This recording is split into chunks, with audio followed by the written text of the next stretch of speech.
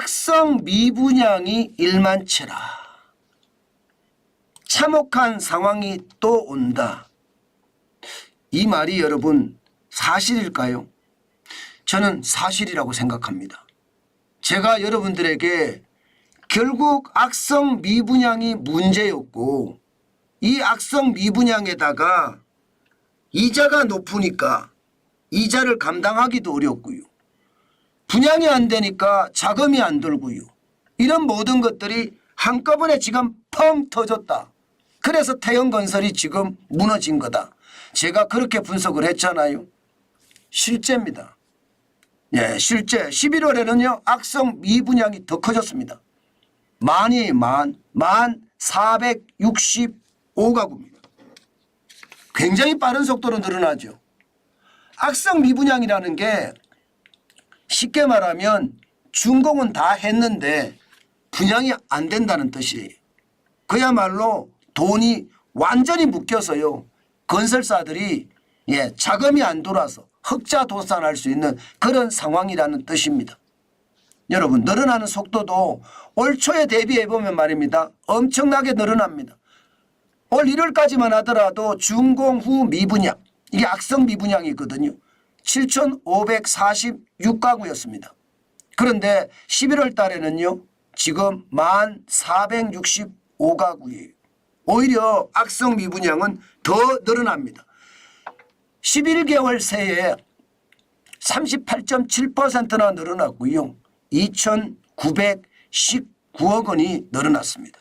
여러분 알다시피 집 한 채에 10억이라고 가정을 하면 지금 돈이 얼마나 묶여 있는지 여러분 짐작이 되시죠? 엄청난 돈이 묶여 있습니다. 물론 10억은 안 가겠죠. 평균으로 했을 때 5억으로 잡는다 해도요. 이게 엄청난 돈이 묶여 있는 겁니다. 게다가 말입니다. 준공후 미분양이 10,000채 정도 되는 게 무슨 문제냐 이렇게 이야기하지만요. 2009년에는 50,087채였고 2010년에는 42,655채인데 지금 1,465채 가지고 왜 호들갑이냐 이렇게 이야기하시는 분도 계실 겁니다.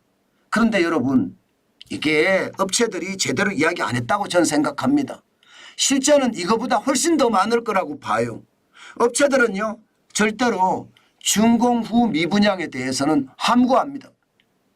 이거 말 안 합니다. 말했다가는요 자기 분양도 안 되는데요. 게다가 회사의 신뢰도는 먹칠이 되고요. 그렇기 때문에 특히 말입니다. 준공 후 미분양에 대해서는 말을 안 합니다. 그러면 실질적으로는 1,465가구가 아니라 이거보다 훨씬 더 많을 거라는 거예요. 훨씬 더 많을 거라는 거예요. 그래서 건설사들이 지금 줄줄이 무너진다 이렇게 생각합니다. 게다가 말입니다. 저는 여러분에게 여러 번에 걸쳐서 말씀을 드렸지만 국토교통부가 정책을 잘못 판단했다. 저는 그렇게 생각을 합니다. 국토교통부는요. 미분양 위험 수위를 62,000가구로 잡았습니다. 그런데 이게 62,000가구가 아니라는 거예요. 시장에서 이야기할 때는요. 62,000가구가 아니라 실질적으로는요. 5만 가구 이하일 가능성도 있다. 이렇게 이야기합니다. 왜냐하면요. 경기가 저성장의 늪에 빠졌잖아요.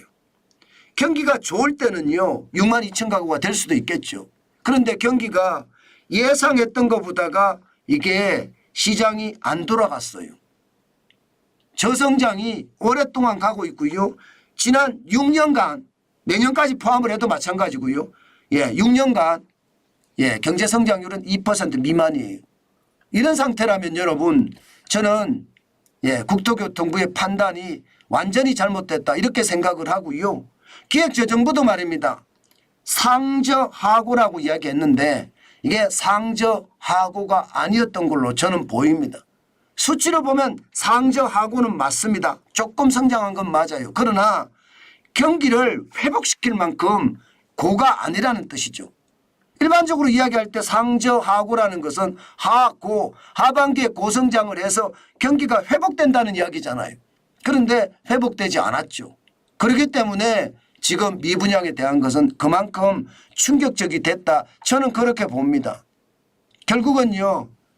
정치인 출신들이 경기 상황을 제대로 판단하지 못해서 거기에 대한 불찰로 지금 시장이 더 어려워졌다. 저는 그렇게 이해합니다. 그만큼 말입니다. 예, 건설사들의 폐업을 보면 바로바로 드러납니다. 지금 보세요. 조합건설사만 하더라도 11월 달까지 366개가 망했습니다. 작년 대비하면 71%가 증가한 숫자예요. 전문건설업체하고 합치면 2095개, 12월까지 가면 2300개가 넘을 거랍니다. 그러면 이게 건설사들이 왜 폐업을 하겠어요? 경기가 좋지 않아서 분양이 안 돼서 폐업을 하는 거고요. 이게 핵심이고요.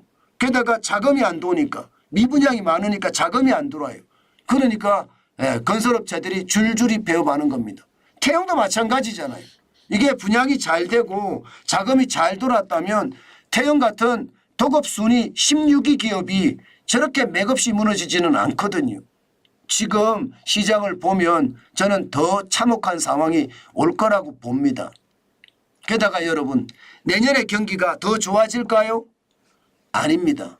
저는 내년에 경기가 더 좋아진다고 생각하지 않습니다. 이자 앞에 장사 없다는 말이 본격적으로 실현되는 해이기 때문에 내년에도요 고통스러울 겁니다. 그런데 그 고통은요 기업들로 다 번져갈 거고요. 기업들이 이제는 최악의 상황이 돼가는 그런 최악의 어떤 모습을 보이지 않을까, 그런 두려움도 있다는 것 당연히 봐야 되고요. 지금 시행사나 시공사나 모두 말입니다. 불안에 굉장히 크게 떤다 이렇게 이야기합니다. 그 정도로 지금 건설사 폐업은요 굉장히 충격으로 점점 다가올 수밖에 없다. 저는 그렇게 제가 정리를 했습니다. 저는 지금 최상목 경제부총리가 SOC를 가지고 건설 경기를 부활을 시킨다고 하거든요. 맞는 방법 같아요. 현재까지는요. 왜 SOC라는 게 사회 간접 자본이잖아요. 도로나 항만이나 이런 걸 말하거든요. 정부 돈이 들어간다는 이야기인데 저는 빨리 해야 될 거라고 생각합니다. 그렇지 않으면 기업들이 더 어려워지고요. 제가 말하는 참혹한 상황보다 더 심각한 참혹한 상황이 올 수도 있다는 것. 저는 확실하게 전망해 봅니다. 이게 정부가 아주 적극적인 정책적 대응이 필요합니다. 그렇다고 돈을 많이 풀어서 정책적 대응하는 것이 아니라 최소한의 금액으로 저는 강한 정책적 대응이 필요하다 이렇게 생각합니다.